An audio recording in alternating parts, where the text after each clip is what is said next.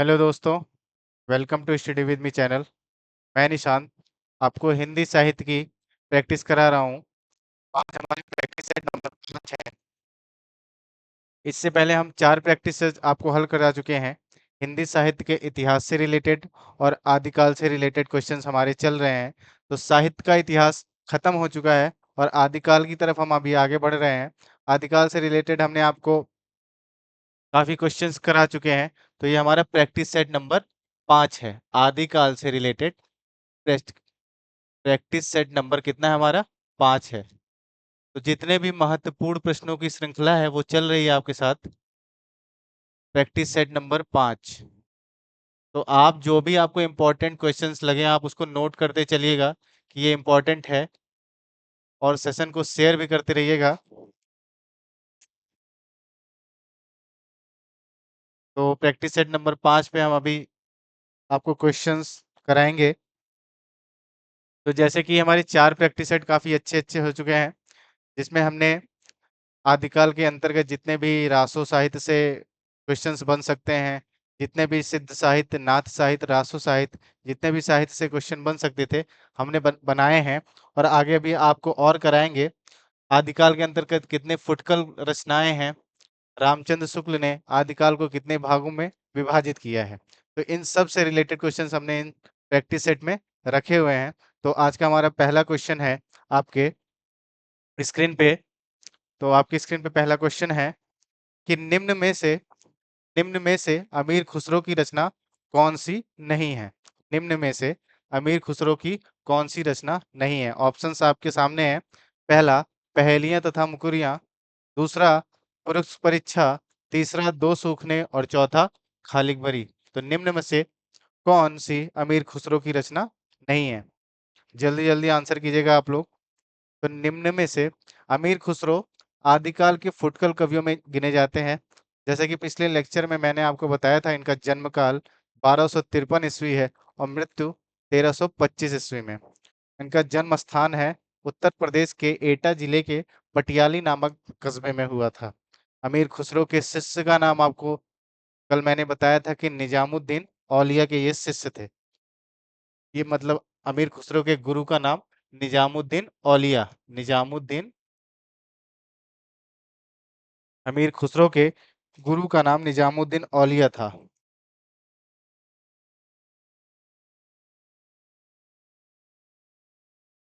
अमीर खुसरो के गुरु का नाम निजामुद्दीन औलिया था। तो आप बताइए इसमें से अमीर खुसरो की रचना कौन सी नहीं है? अमीर खुसरो की रचना इसमें से कौन सी नहीं है? पहेलियां मुकुरियां तो उन्होंने लिखी हैं, दो सूखने भी उन्होंने लिखे हैं और खालिक बरी भी उन्होंने लिखी। तो ये पुरुष परीक्षा, ऑप्शन बी जो आपके सही आंसर है, ऑप्शन बी पुरुष परीक्षा किसकी रचना है? कमेंट करके बताइए आप लोग पुरुष परीक्षा किसकी रचना है, और सेशन को शेयर करते रहिएगा और लाइक भी कर दिया करिए। तो पुरुष परीक्षा किसकी रचना है? तो पुरुष परीक्षा रचना है, ये भी आदिकाल के महत्वपूर्ण कवियों में गिने जाते हैं। शैव संप्रदाय से ये संबंधित है। विद्यापति, विद्यापति की रचना का नाम क्या है? पुरुष परीक्षा,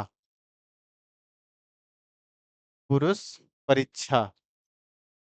LT grade, GIC, UP, TGT, PGT जो भी एग्जाम्स होने वाले हैं अक्टूबर में प्रस्तावित है और टीजीटी के दिसंबर में प्रस्तावित है, इन सब के लिए ये प्रैक्टिस सेट बहुत ही इंपॉर्टेंट है।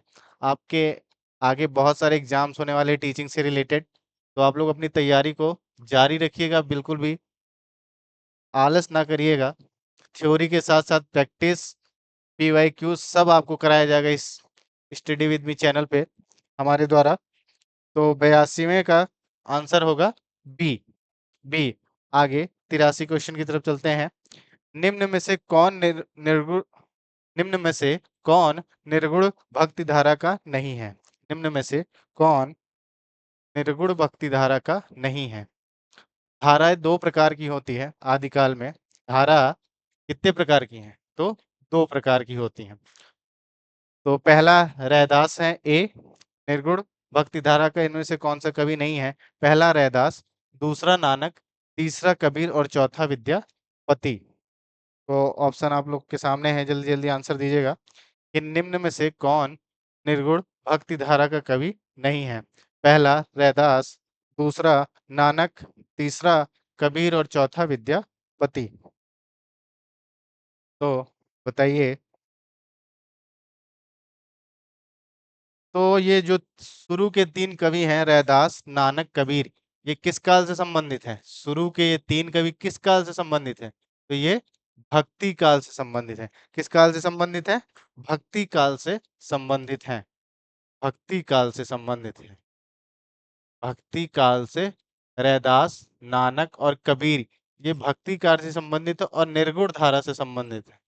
निर्गुण धारा से संबंधित हैं। निर्गुण धारा से संबंधित हैं। अब इस निर्गुण धारा के अंतर्गत क्या क्या आता है, क्या क्या नहीं, मैं आपको बताता हूँ। तो देखिए, भक्ति काल के अंतर्गत दो धाराएं आती हैं, एक सगुण धारा और एक निर्गुण धारा। कितना? एक सगुण धारा, एक सगुण, और दूसरा जो है वो है निर्गुण। तो निर्गुण के अंदर क्या क्या आता है? तो निर्गुण के अंतर्गत दो धाराएं आती हैं, एक है ज्ञानाश्रयी शाखा, एक है ज्ञानाश्रयी शाखा, और दूसरा है प्रेमाश्रयी शाखा। प्रेमाश्रयी शाखा, ये दो हो गया निर्गुण के अंतर्गत। और सगुण के अंतर्गत, और सगुण धारा के अंतर्गत भी दो महत्वपूर्ण प्रवृत्तियां आती हैं। सगुण धारा के अंतर्गत, सगुण धारा के अंतर्गत दो प्रवृत्तियां आती हैं, एक है राम भक्ति शाखा, एक है राम भक्ति शाखा। इन तीनों कालों में सबसे महत्वपूर्ण काल और सबसे बड़ा काल जो है, जिसके जिसके अंतर्गत काफी प्रवृत्तियां हैं, काफी साहित्य है, काफी कवि भी हैं, तुलसीदास, कबीरदास, सब भक्ति काल के अंतर्गत समाहित हैं। उनकी कितनी रचनाएं हैं? सबसे महत्वपूर्ण रचना तुलसीदास की रामचरितमानस। उससे रिलेटेड क्वेश्चंस बहुत पूछते हैं। उनकी कितनी रचनाएं हैं? 12 रचनाओं का उल्लेख सब आगे कराया जाएगा प्रैक्टिस सेट के माध्यम से, पीवाईक्यूज के माध्यम से। तो सगुण धारा, राम भक्ति शाखा, और दूसरा है एक राम भक्ति शाखा, और एक दूसरा है वो है राम भक्ति शाखा, और दूसरा जो है वो है कृष्ण भक्ति शाखा। कौन सा है? कृष्ण भक्ति, कृष्ण भक्ति शाखा। तो दो हैं। निर्गुण के अंतर्गत ज्ञानाश्रयी, प्रेमाश्रयी। ज्ञानाश्रयी के महत्वपूर्ण कवि हैं कबीरदास, और सगुण के अंतर्गत राम भक्ति शाखा और कृष्ण भक्ति शाखा।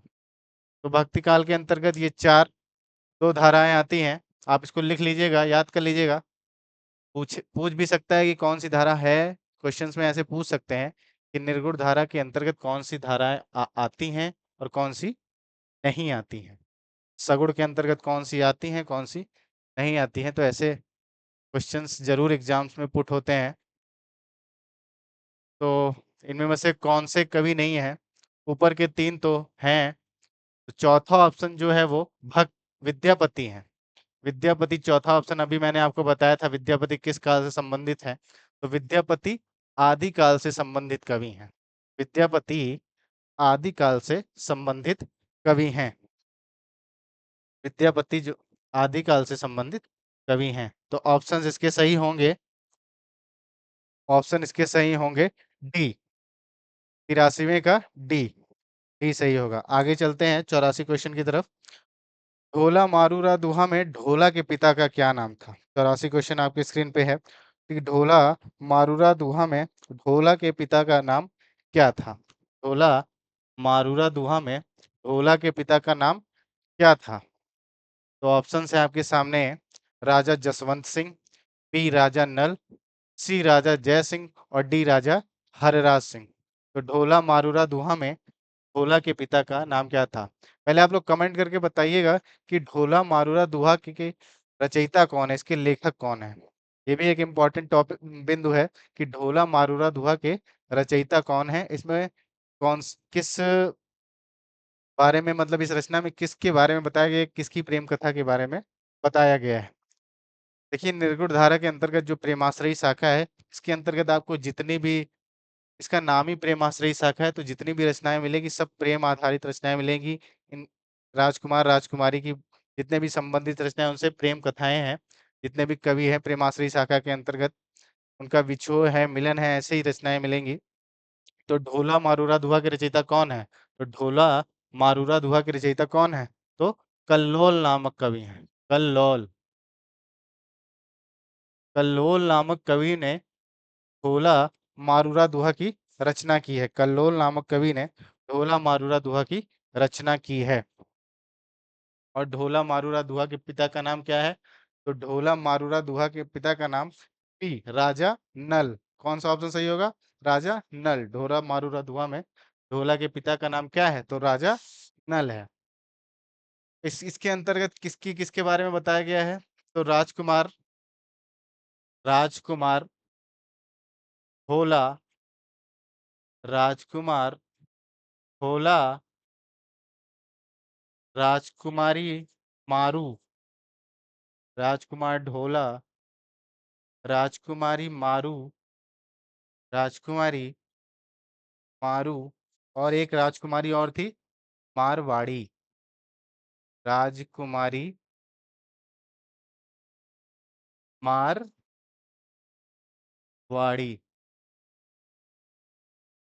तो ये तीन तीन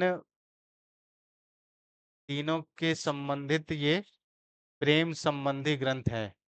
प्रेम संबंधी ग्रंथ है, कल्लोल के द्वारा रचित प्रेम संबंधित ग्रंथ है। प्रेम संबंधित ग्रंथ है राजकुमार ढोला, राजकुमार मारू और राजकुमारी मारू और राजकुमारी मारवाड़ी। तो इसके ऑप्शन 84 का बी सही होगा, राजा नल। ढोला मारूरा धुआं में ढोला के पिता का नाम क्या था? राजा नल था।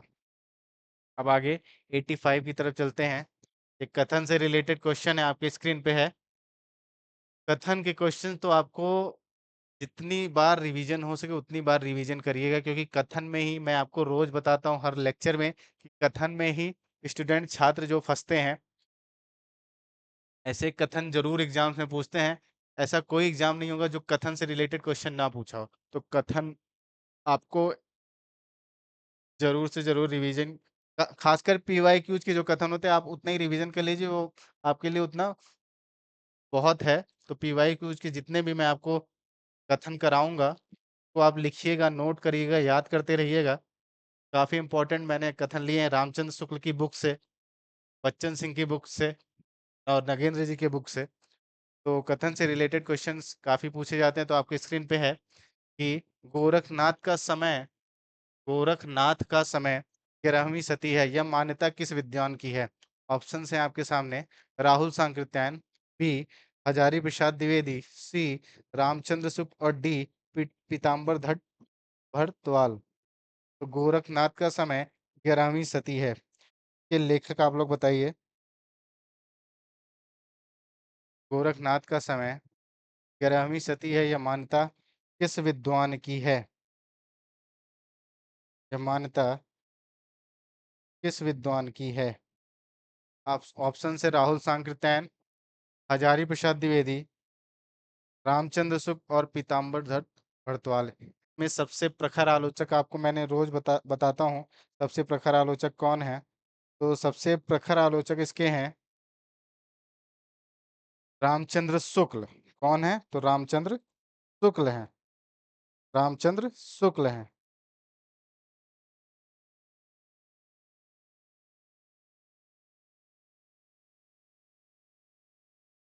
तो गोरखनाथ 11वीं सदी किसने माना है? गोरखनाथ का समय 11वीं सदी किसने माना है? यह मान्यता किसकी है? राहुल सांकृत्यायन, हजारी प्रसाद द्विवेदी, रामचंद्र शुक्ल और पीताम्बर दत्त भरद्वाज। तो इसका ऑप्शन जो सही होगा, गोरखनाथ का समय जो माना है हजारी प्रसाद द्विवेदी ने, ऑप्शन डी सही होगा। गोरखनाथ का समय 11वीं सदी माना है हजारी प्रसाद द्विवेदी ने। हजारी प्रसाद द्विवेदी ही हिंदी साहित्य के अंतर्गत एक ऐसे निबंधकार बोल लीजिए, आलोचक बोल लीजिए, ऐस या गद्यकार पद्यकार बोल लीजिए, वो एक ऐसे ही एक व्यक्ति हैं जिन्होंने जिन्होंने आचार्य शुक्ल की मान्यताओं का तर्कपूर्ण खंडन किया है।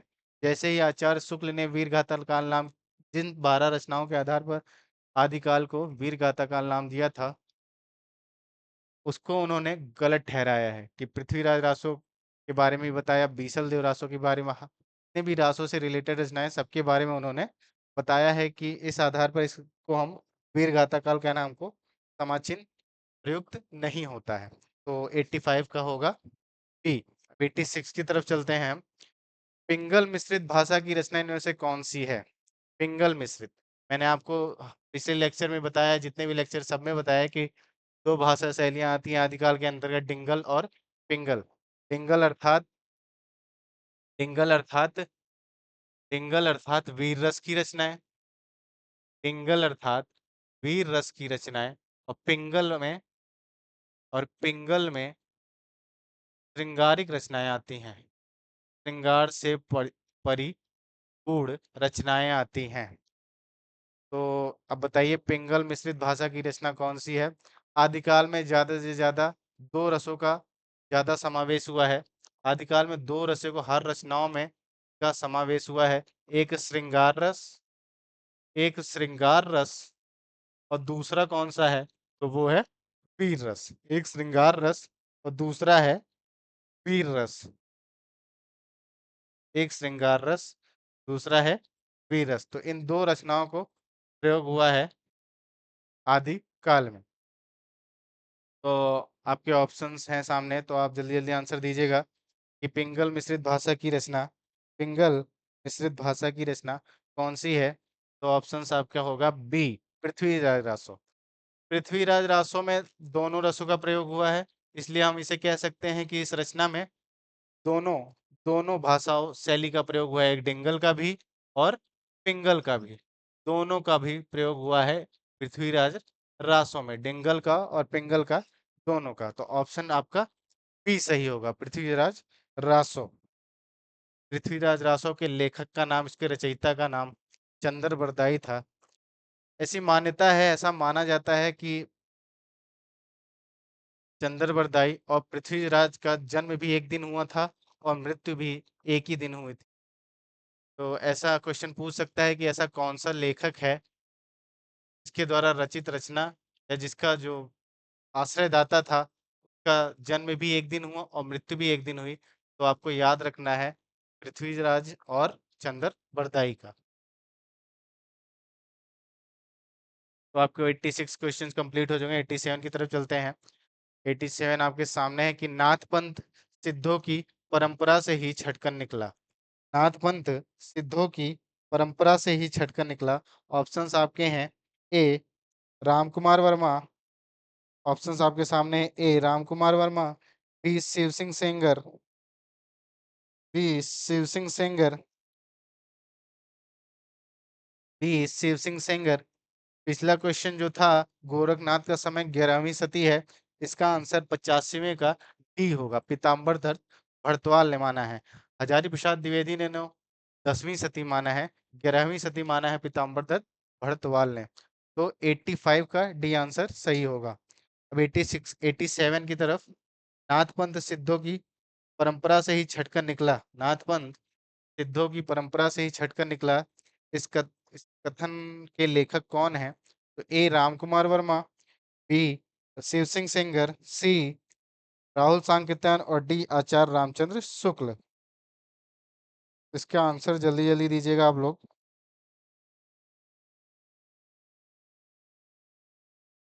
नाथपंथ सिद्धों की परंपरा से ही छटकर निकला। Option A Ramkumar Verma, B Shiv Singh Sengar, C Rahul Sankrityayan और डी आचार्य रामचंद्र शुक्ल। तो 87 का आंसर जो सही होगा वो होगा डी। ये देखिए असिस्टेंट प्रोफेसर के एग्जाम में पूछा गया है।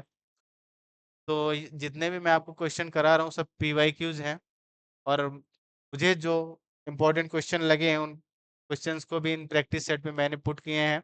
तो बहुत इंपॉर्टेंट क्वेश्चन, इसको स्किप ना किया करिए, इसको नोट कर लिया करिए। तो 87 का होगा डी, आचार्य रामचंद्र शुक्ल। अब 88 की तरफ चलते हैं। 88 ये भी कथन से रिलेटेड है कि यह कहानी 16वीं शताब्दी के बाद की लिखी हुई है और रासों में प्रक्षिप्त हुई।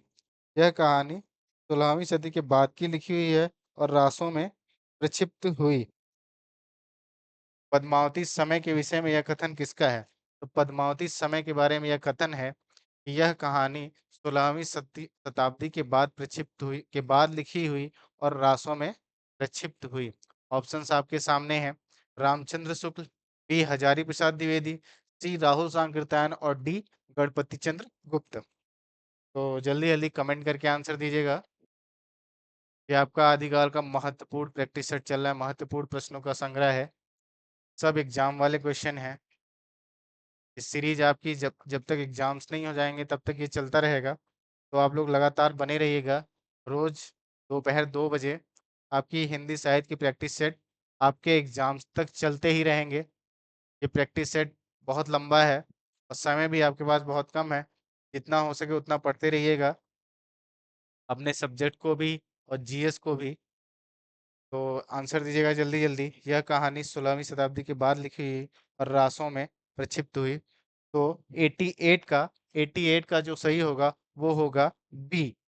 88 का जो सही होगा वो होगा बी। पद्मावती समय के विषय में यह कथन किसका है? तो बी हजारी प्रसाद द्विवेदी का। किसका है? हजारी प्रसाद द्विवेदी। 89 की तरफ चलते हैं। 89 पिछले लेक्चर में मैंने आपको सिद्धों के बारे में बताया था कि सिद्धों की संख्या कितनी मानी गई है। तो सिद्धों की संख्या 84 मानी गई है, जिसमें से आपको 9-10 याद करने हैं।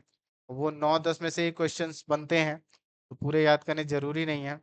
अभी एक क्वेश्चन एक एग्जाम में पूछा गया था, काफी लंबा पूछा गया था कि 78वें सिद्ध का नाम, 78वें सिद्ध का नाम बताइए।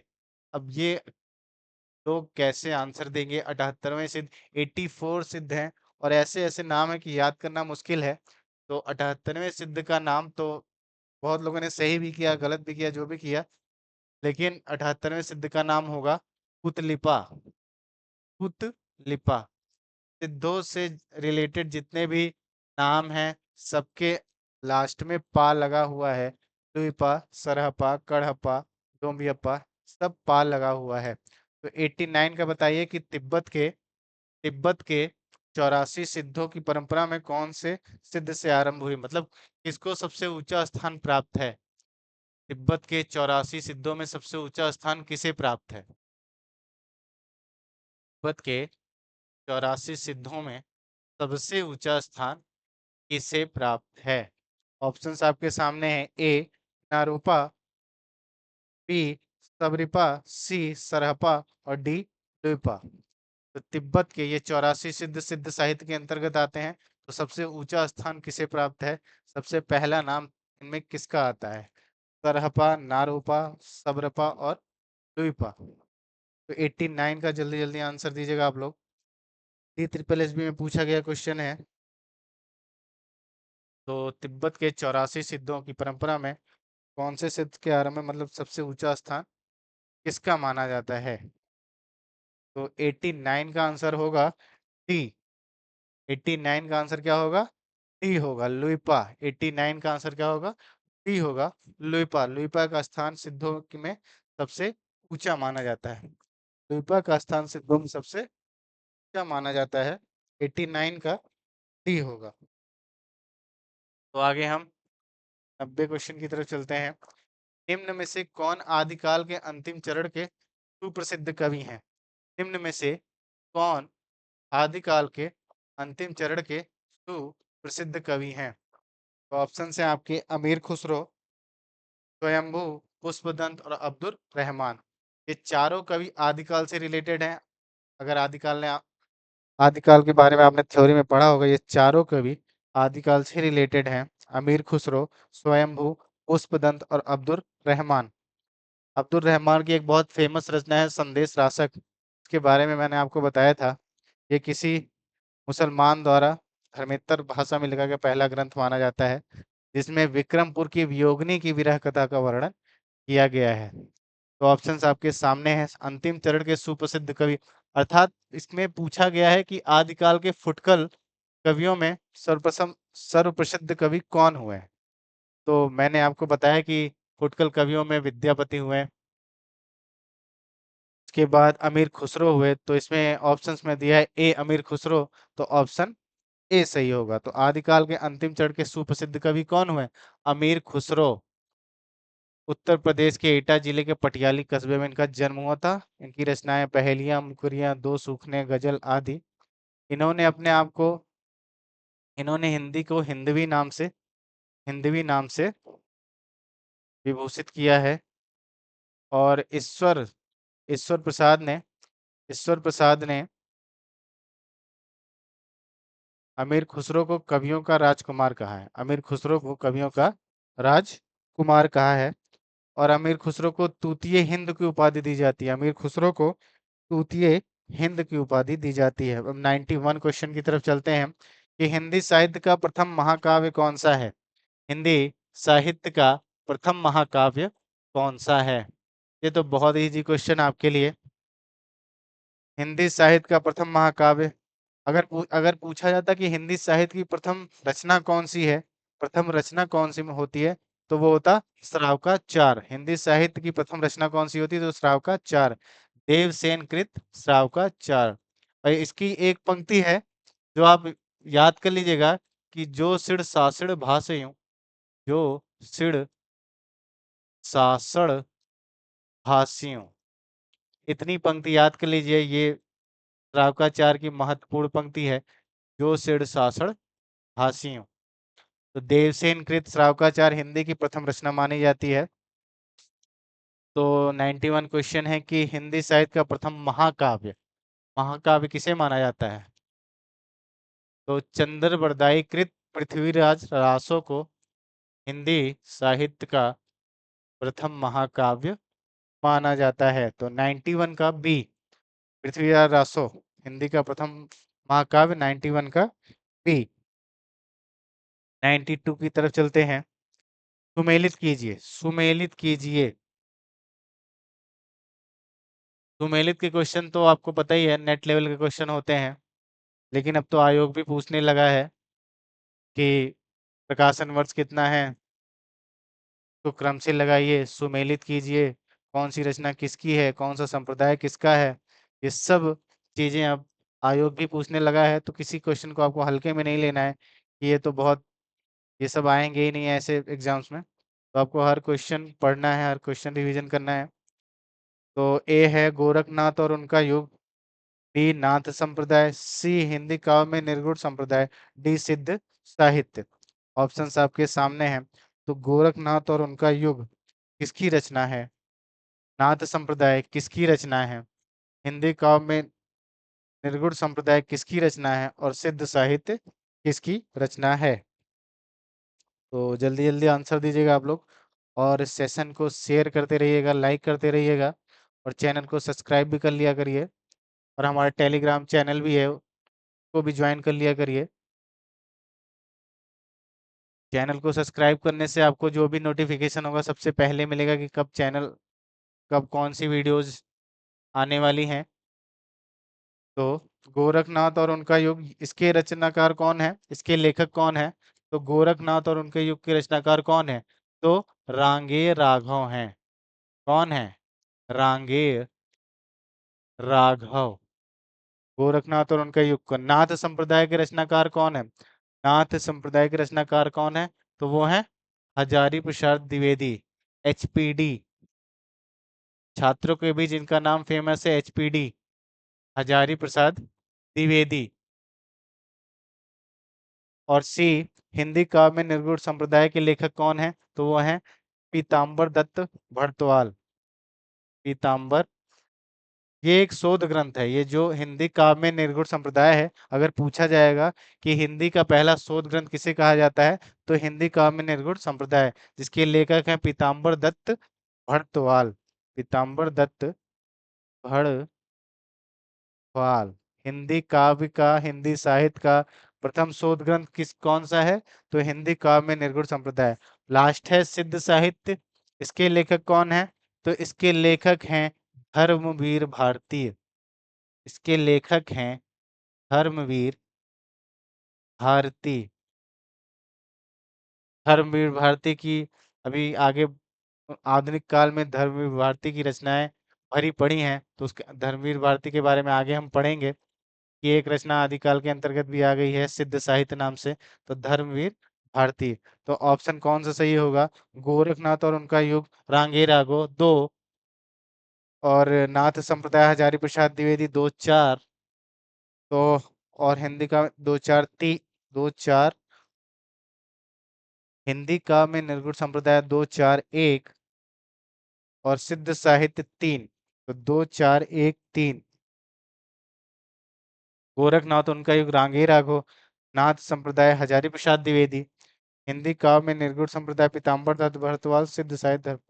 तो ऑप्शन इसमें आपके कोई भी नहीं सही दिख रहे हैं, लेकिन आंसर ये 2 4 1 3 होगा। ऑप्शन गलत टाइप हो गए हैं।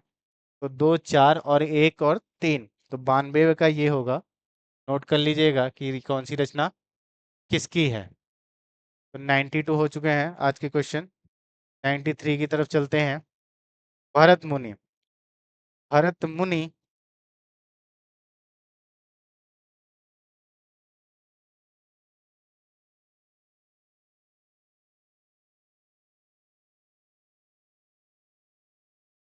ने अपभ्रंश को क्या नाम दिया है?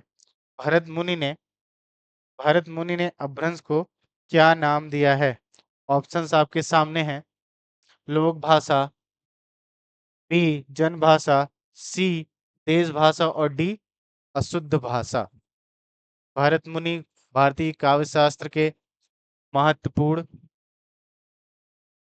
ग्रंथकार, लेखक, रचयिता, जो भी बोल लीजिए, ये भारतीय काव्य शास्त्र के इनको नींव कहा जाता है।